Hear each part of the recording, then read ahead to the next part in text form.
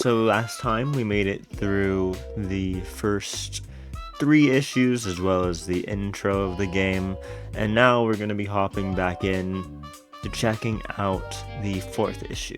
So give me 1 second and we will load in. Alright. Let's go ahead and get in there. Ugh. Huh? I was not expecting that to be the starting point, to hear that noise. Okay. Seems good. I managed to open my eyes just enough to see my clock. It's an hour before my alarm is set to go off, and some asshole is knocking on my door. A whole hour of precious, sacred sleep. Gone. Taken before its time. If I had the energy, I'd go rip whoever it is a new one. But since I don't, I just roll out of bed and waddle wearily towards the door. So it's definitely gonna be Madame Scorpion, isn't it? I feel like it's gotta be her. Yeah, just a second. I throw on a t-shirt on my way there, and when I arrive at the doorway, I slam my fist on the control panel with contempt. I should have expected the beaming smile that greets me, but that doesn't stop me from grimacing at the sight. Yo, we're free. It's not Madame Scorpion. It's just my buddy Dave. What a cool guy. Morning, Stan! Gosh, it sure took you a while to get up. Took a while. Dave, we don't have assembly for like 1,000 years. Why are you even here? Actually, Stan, that's the thing. You don't have assembly today. Here, this was at your door. Uh-oh. I'm being told to not go. No, they're singling me out. Dave hands me a small note. I rub the sleep from my eyes as I read it aloud. Henchman number 065. In light of our administrative changes and our integration of the Henchcan program, you are scheduled to receive an in-depth review of your recent performance today. So we are going to be talking to Madame Scorpion, but our talking to Madame Scorpion is going to be here at this whole thing that he's given us. So I knew we were going to see Madame Scorpion at the door, but it was a trick. I was deceived by Dave. Also, we're Henchman number 65. Let's just keep saying we're Henchman number 69 until we run into a Henchman number 69, because I still want to be Henchman number 69. Arrive in room 243B no later than 8:30 a.m. Failure to comply will have dire consequences. Yikes, that seems a little over the top. Yo, 243B, that's almost like my name. It looks quite a lot like my name right there. That's crazy. Zombie Burner 24, but no, 243B. That's pretty cool. We're gonna get dire consequences though. I don't know. Wait, what time is it? I don't think I saw. Wait, if this was just posted here this morning, how did you know to come wake me up? Oh, I didn't. Mine's not until tomorrow. But I figured there was a slight chance you might have an early review, so I just wanted to make sure you were ready anyway. Better safe than sorry, right? Honestly, I really misjudged Dave at the beginning. I thought that he was just the worst. And he kind of is with his, chipper attitude while only following orders and only giving them to me. But when he breaks his orders in a way to actually be beneficial to me, I think he's a really cool guy. Thanks for having my back. That's cool. That's unintentionally... No, that's just intentionally helpful. What do you mean that's unintentionally helpful? No, thanks for having my back, Dave. I love you, dude. Yeah, for sure. Very, super thorough of you. Thanks for the heads up, man. Stan is such a dick. There's no way. I knew that was not going to go well. It's like clicking a telltale option, and it just surprises you with it being the complete opposite of what you thought it was saying. Which I guess wasn't the case here, because I was like, I want to be kind to him, but I know Stan won't be. Hey, what else are supervisors / best buddies for? I don't know, Dave. You're so right. You're so right, Dave. Probably like a whole litany of things, but I'll assume that this is somewhere on the list. Anyway, I'd better get ready. Hold down the fort for me while I'm gone, all right? Will do! Go get 'em, buddy! As Dave leaves, I close the door and sigh in relief. That boy's just not all there. Handling him takes more energy than I've got this early in the day. I completely just, could not understand what was being said when I was reading that, and just completely screwed me up. I don't know why I was not comprehending that sentence for a moment. I look longingly at my bed. I probably have time to squeeze in a little more sleep, but since I'm already up, it's not worth the risk. May as well just go ahead and hit the showers. We didn't get to see the bathroom. Let me go back. After showering, changing, and spending several long minutes trying to stave off a general sense of impending doom, I make my way to room 243B. I've now got it in my head that's a 24. It's over for me. Well, I've never been to that room specifically. The meeting's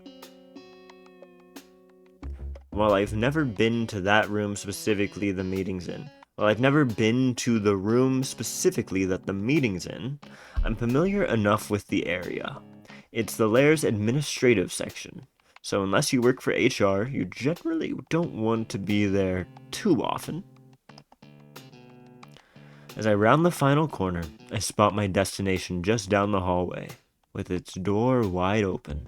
Okay, Stan, you got this. No sass, no backtalk, just get it over with. Yeah, dude, I don't think you can get away with that. Well, this is fancier than I expected. Not that the bar's all that high. I mean, our break room couches hail from curbsides across America. So clearly this isn't Lord Bedlam's doing. I wonder whose doing it is with the big scorpion on the wall. And the red sort of theme. I would never be able to guess. I guess the giant scorpion on the wall makes that pretty obvious, not to mention the room's sole occupant. You see, I think writers, a lot of the time, don't understand how rooms work, because they have to kind of describe the room, and so they go from detail to detail. And a lot of the time, writers will choose, accessory things to sort of fill in the background before giving you the foreground. And this is a really weird thing to do, because I don't think everyone comprehends what a room is without all of it sort of coming in at once. Like when you walk into a building and you see a piece of wood up on a stage, right? It is a question of whether that is some type of podium that somebody has sheet music on, or is it a lectern where somebody is giving a sermon, or is it, like another lectern or some type of desk where a professor is going to give a lecture. You can't quite know, except for everything else sort of hitting you at the same time. And I think that this is a thing that happens when we sort of try to describe the background, that all of these things don't make much sense on their own. And you sort of have to give the big things that hit the eye and immediately give you the context of what the room might be first. Henchman number 065. You're 3 minutes early. How unusually punctual of you. Unusual? No, I'm Mr. Punctual. That's me. I just love being on time. Not according to our records. Or your late departure from the scene of Wednesday's operation. Oh, right. That thing. Thanks for the save, by the way. I wasn't looking forward to another beating from Miss Dynamo. I have a feeling she was gonna break something this time.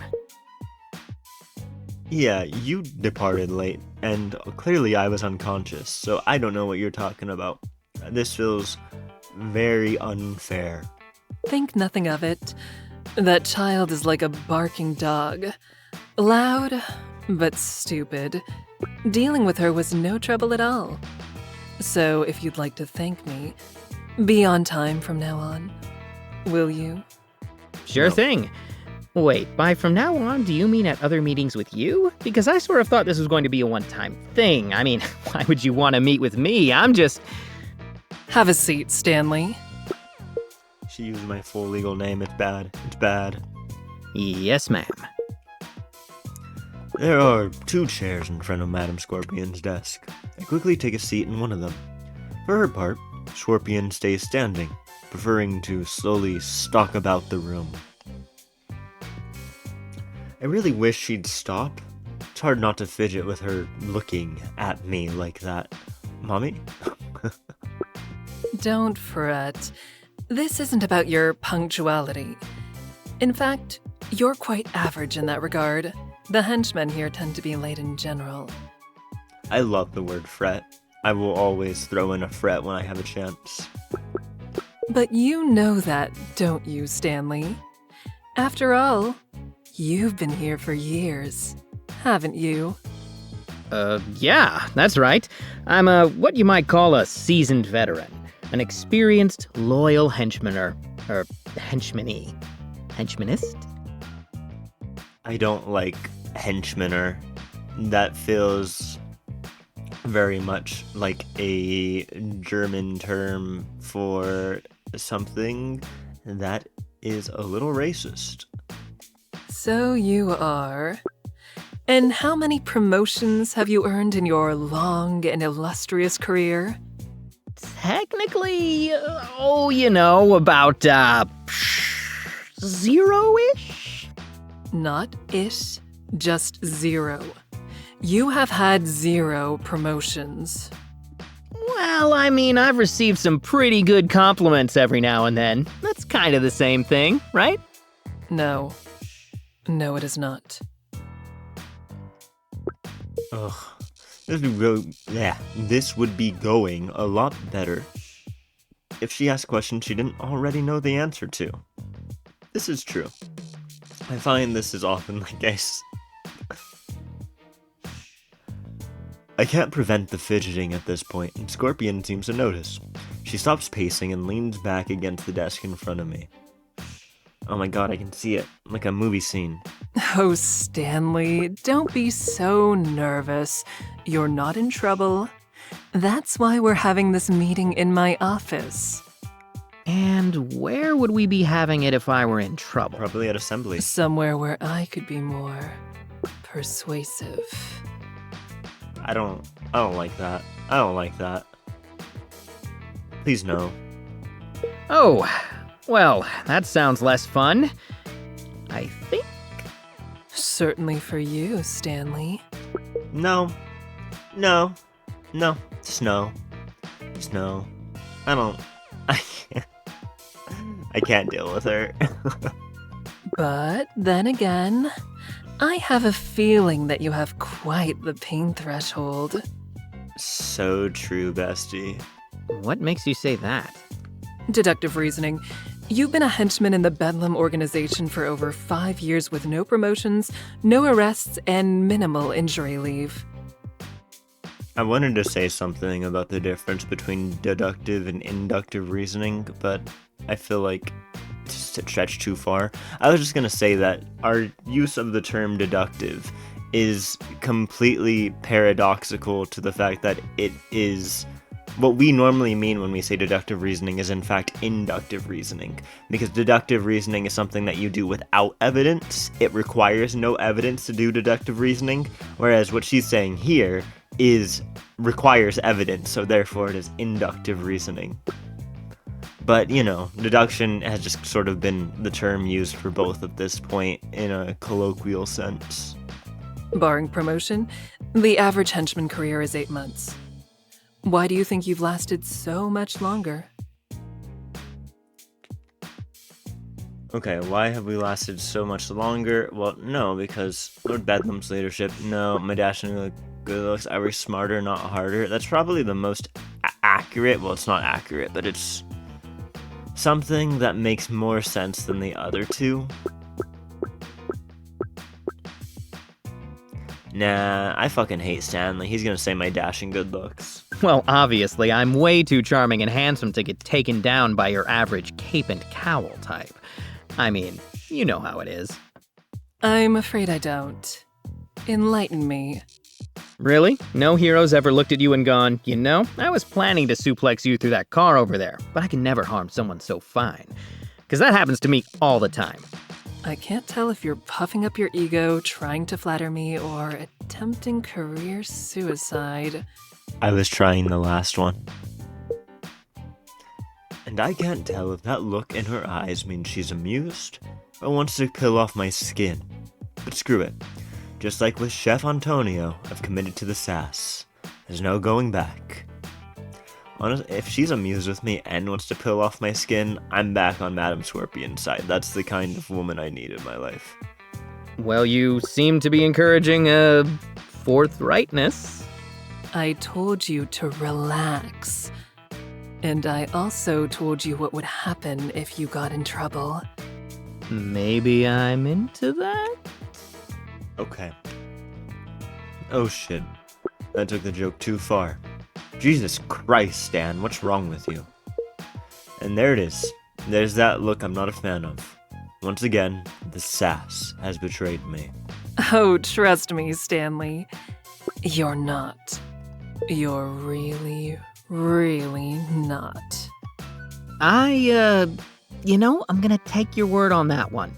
You're the expert and the boss. The expert boss. So just, no need to demonstrate, okay? I find myself leaning back in my seat involuntarily. Scorpion leans closer. Then, all of a sudden, she retreats. Oh, Stanley, darling, didn't I already tell you that you weren't in trouble? But after that sorry display, I think we can safely conclude that your charm, such as it is, isn't what's kept you out of a body cast. Don't you agree? That's a reasonable assumption, yeah. And as for your looks, well, handsome or not, they won't do you any good in that uniform of yours. Purple is just not your color, Stanley. Fuck you, purple is my color. No, wrong, incorrect. I'm always wearing purple. After taking a moment to look me up and down, Scorpion shakes her head in disapproval and resumes her stalking. Man, I can't tell if this tension is the deadly kind or something else. Maybe I should just assume she's toying with me 100% of the time until proven otherwise. Seems safer.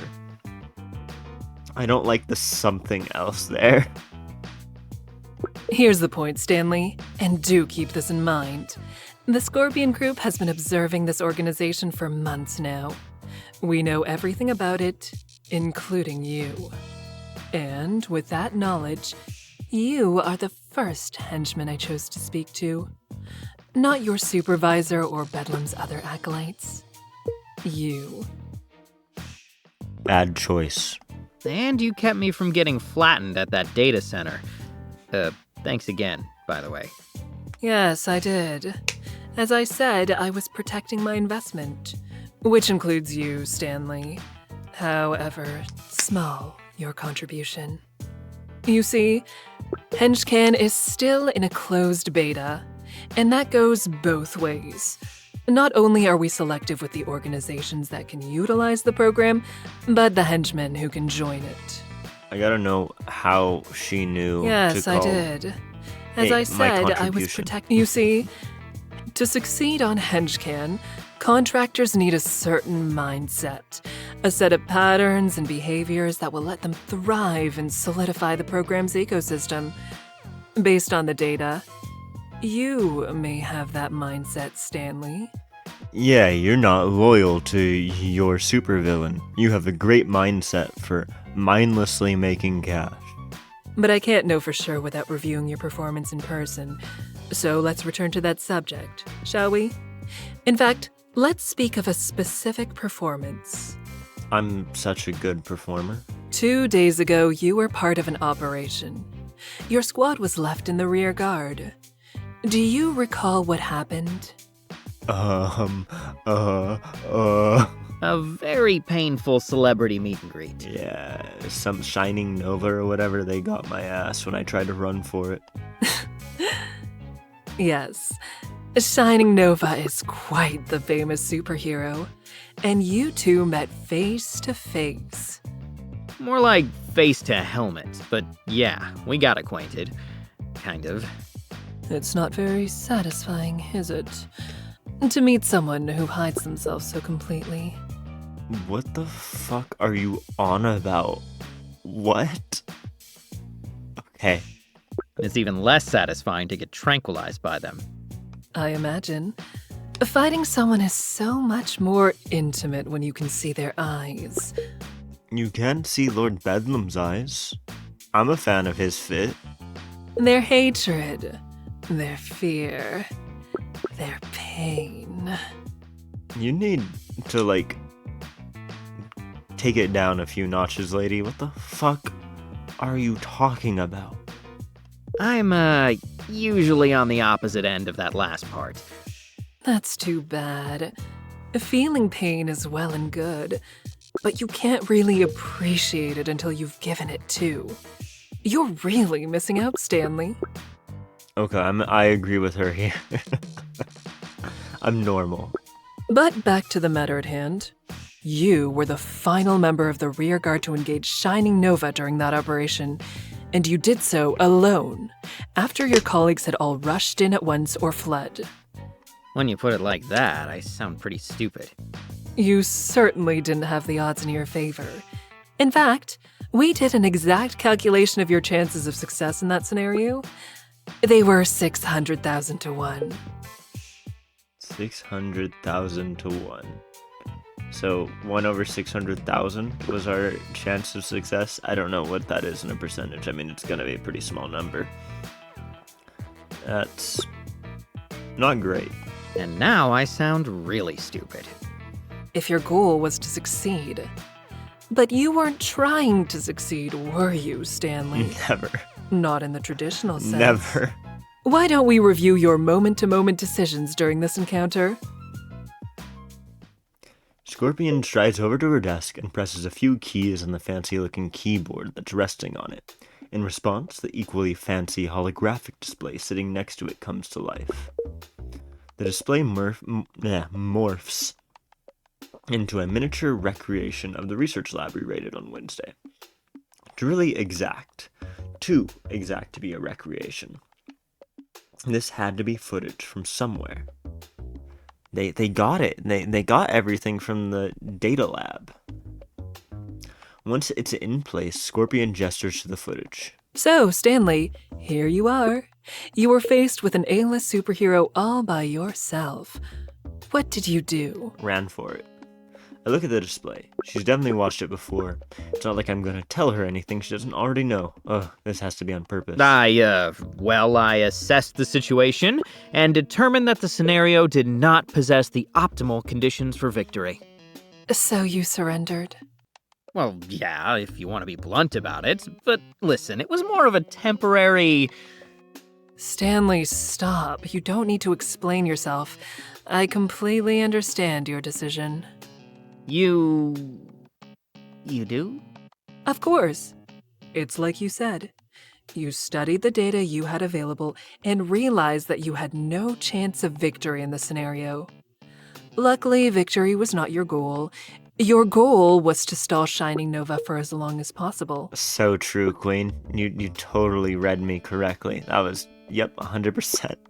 Given your position and your rather verbose personality, the best way for you to stall someone isn't always by fighting them.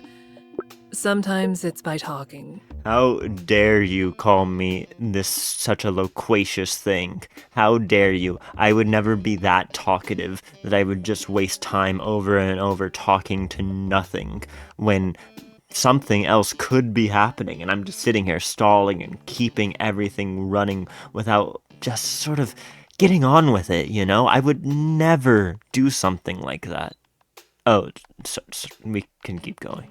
Yeah, well, Shining Nova didn't really seem too talkative. Yes, the footage makes that quite clear, and your lack of grace certainly didn't help matters. As I watch the replay of the exchange, I can't help but wince as I trip over the debris and send myself sprawling. Not my finest moment. However, your surrender clearly caused Shining Nova to hesitate. Had you a modicum of agility, it's possible that you could have taken advantage of that. I have a great ecum of agility. That's the problem. I have too much agility. And while Shining Nova is inconsistent in these situations, there are plenty of heroes that would be delayed significantly by... how to put it? Witty banter? Ceaseless drivel. Regardless, the data indicates that henchmen that can talk to superheroes, in addition to mindlessly attacking them, cause delays over 3 times greater than the mean. Hey, it's the bat! Over 3 times greater than the mean? That seems like maybe we should be using the median there. Because if we're gonna have such large, like 3 times greater, that seems like that's probably going to be a large outlier. And at that point, if you have such large outliers, why are you assessing them from the mean? Start assessing them from the median, lady. So, does this mean I get a raise or something? Let's not get carried away. How about a gold star? I've got just the spot for one on my uniform. You mean the little stickers you give to children? Stanley, trivial rewards and pats on the head are how you train a dog, not a person. Lies. This is how you train both of those things. But if you need a little star to remind you of every good thing you've done, I could always carve you a more permanent one. I'm into that. That's okay. I'll just give myself a mental high 5 or something. Too bad. Some scars might look good on you. Yeah, part of me is wondering, does Stanley have like some extreme durability powers? Is that what's going on here? Why doesn't he have more wounds to speak of? But let's get back to Wednesday's operation. If you look at the footage right here, you'll notice something interesting about where you landed. What might that be? Were we by the hostages? I don't know. I guess let's look. Even though I know what she's talking about, I look at the footage anyway. I'm pretty close to a door, and the engineers that we took captive aren't far either. Correct. Though you didn't realize that second bit so quickly at the time. In fact, you don't notice until this moment right here. She advances the footage until hologram me turns his head in the direction of the hostages. And then So what cool. precisely did you do with this newly acquired knowledge? Ignored it. I ignored I it. ran for the door. Yeah. And that seemed like the best option at the time? Yep. It seemed like the only option, honestly. Really? At no point, even after you noticed your proximity to those captives, did you consider a different approach? You didn't even for a moment think that perhaps you could use their presence to your advantage? I mean, I thought it. Ah, crap. Somehow I don't think being honest is the right call here. Looking out for the safety of the hostages isn't very villainous after all. Yeah. No, I didn't really think about that. I was kind of preoccupied by all the high-tech projectiles that could be fired at me. They were my most immediate concern, you know? For being so focused on them, you did a rather poor job of getting out of their way. Story of my life. My biography's gonna be called Stan. I couldn't get out of the way. Besides, it's like you said, fighting didn't seem like it was going to be very effective at this point. But running away wasn't going to be any better. You needed to think of an alternative. Like what? Nova didn't seem too receptive to small talk. Like the hostages, Stanley. Why do you think I brought them up? Yeah, that was a choice there to say that, Stanley. Next time, take advantage of your surroundings. Hostages are a tool to be used, and an effective one. Understand this. You will be at a severe disadvantage against any foe you encounter. You must utilize every tool you can and show no mercy in order to succeed. Use all the tools, hold the mercy. I'm on it, boss. So true. For a moment, Madam Scorpion just stares at me. It takes all my concentration not to break eye contact. Somehow, I think she knows I'm full of shit regardless. See that you are. It's for your own safety. We wouldn't want anything unfortunate happening to you out there, would we? I guess not. I guess maybe we should go be a little bit more villainous. And we certainly wouldn't want to demonstrate what happens to subordinates that fail to learn from their mistakes. I don't know. I kinda do. I'm kinda Stanley, but I also kinda hate Stanley, so either way, I think it's kind of a good thing to learn what that looks like. Now then, I think we've seen enough of this, haven't we? She finally turns off the hologram. Thank freaking God. This is the first time I've watched myself get humiliated by a superhero, and I have to say, I could live without the experience. I mean, this is the first time. We opened with you being on the cover of a hero magazine getting your ass kicked. You've seen it, at least in picture form. So, Stanley, after reviewing the footage, would you say this is a normal operation for you? I don't think so, just because the situation was so different than normal. No, definitely more exciting. And after our review, would you say that you performed better or worse than your peers in this scenario? Better. Well, better, but Not great. And how were you compensated for this operation compared to normal? How about compared to your peers? Always ask your fellow workers what they are earning. I'll answer for you. The same on both counts. But that's how it works, isn't it? You're paid a salary, and that doesn't change when things are harder or your performance is better. And you know what?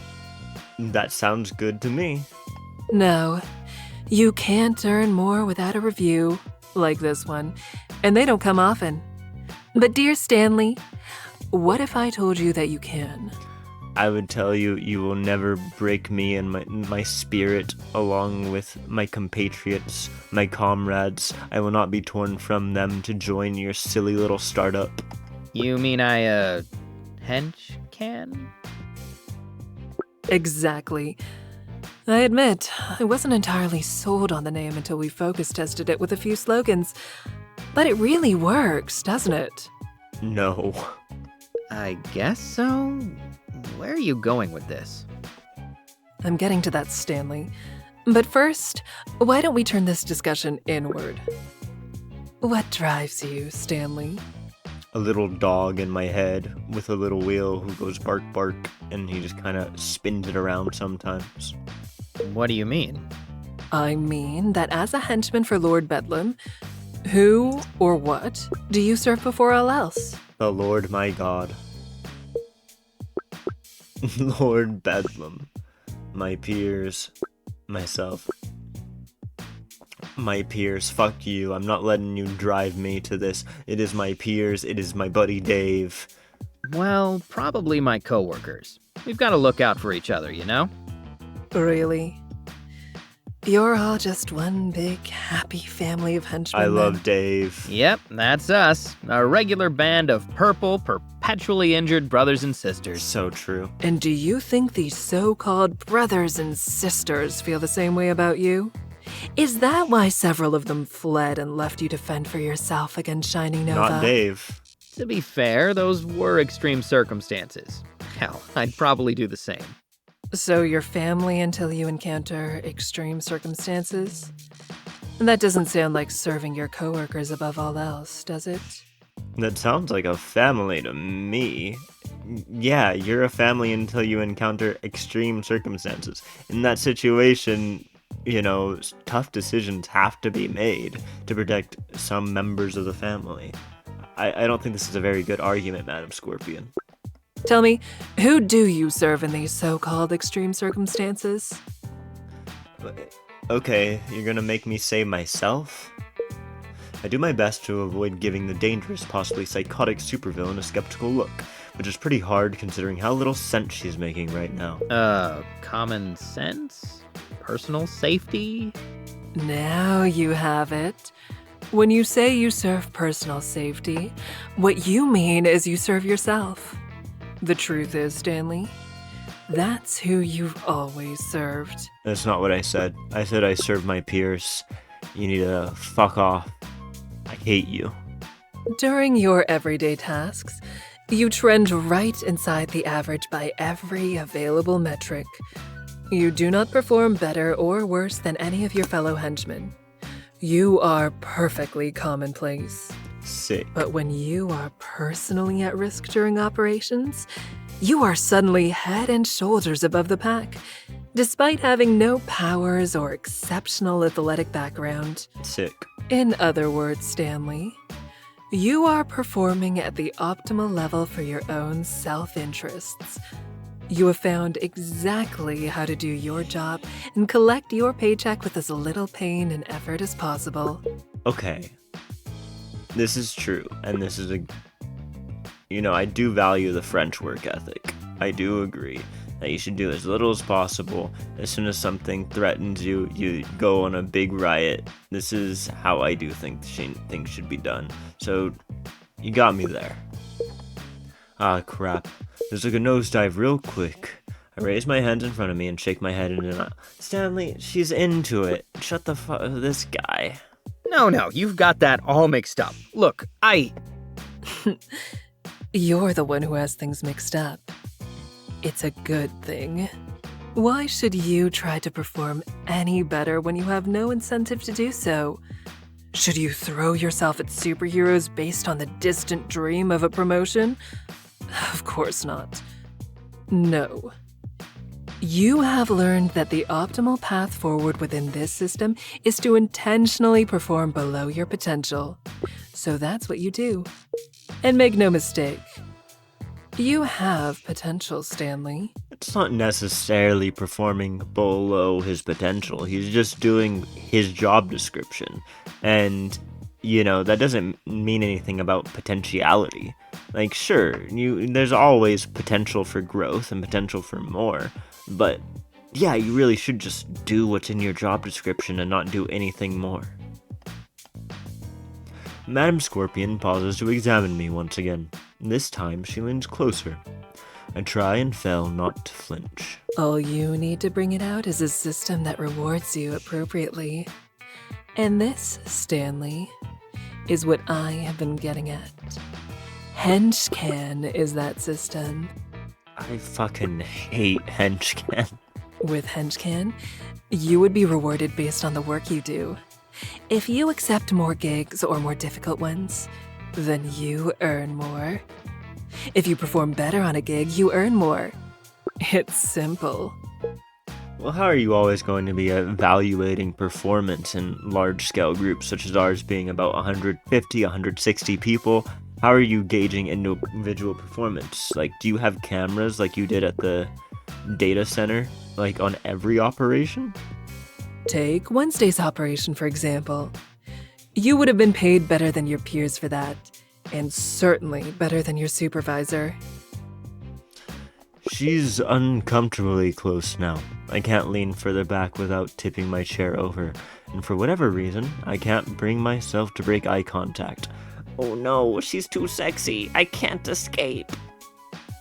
You ever looked over the edge of a cliff and just had this weird urge to jump even though you know it would kill you? Looking into Madam Scorpion's eyes is like looking down that cliff.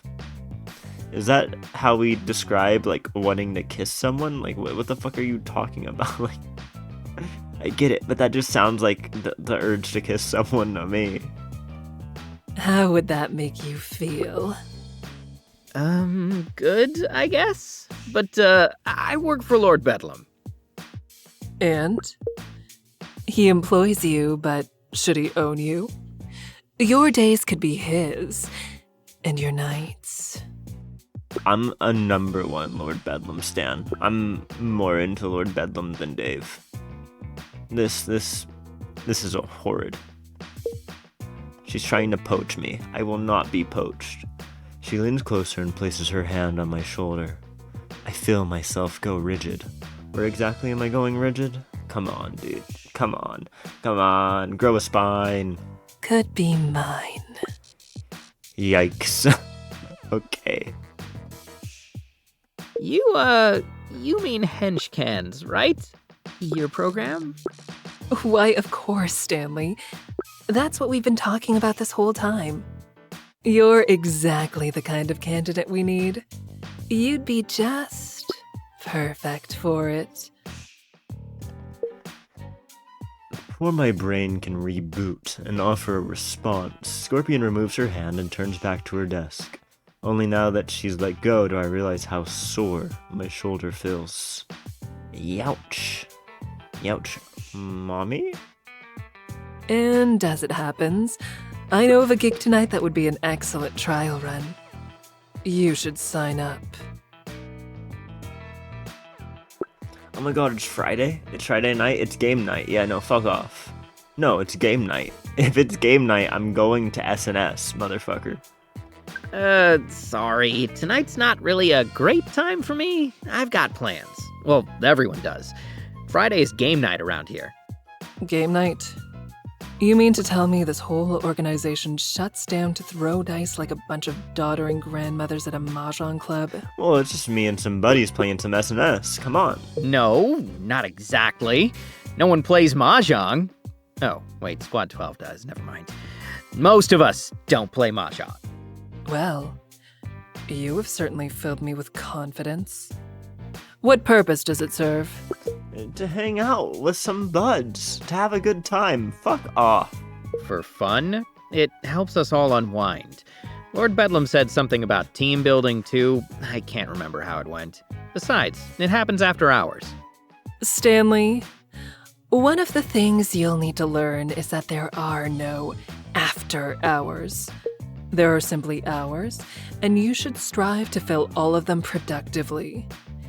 That is the only way to succeed in the modern world.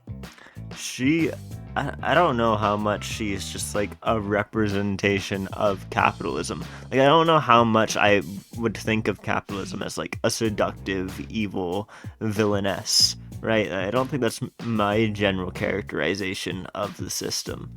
But it does seem to be what we're going for here. Right. Fill hours productively. Got it. I'll get right on that. After tonight. So real. So real. Long live game night. After all, I don't want to let my party down by canceling SNS at the last minute. Besides, I already invited Kate. Probably wouldn't be great first impression for her if I did that. Exactly. Like, honestly, long live SNS. Long live this superhero in a disguise. I'm so excited. I love playing SNS. But then maybe I should be worrying about the first impression of the woman who wouldn't hesitate to chop me up in a little bit if I pissed her off enough. Kate's nice, but I like my organs intact. Thank you very much. Yeah, I think Kate could probably in some way protect me. Given my beliefs about Kate, I think we'll be fine. We'll be fine. We have to choose sides. And my side is Lord Bedlam and Kate.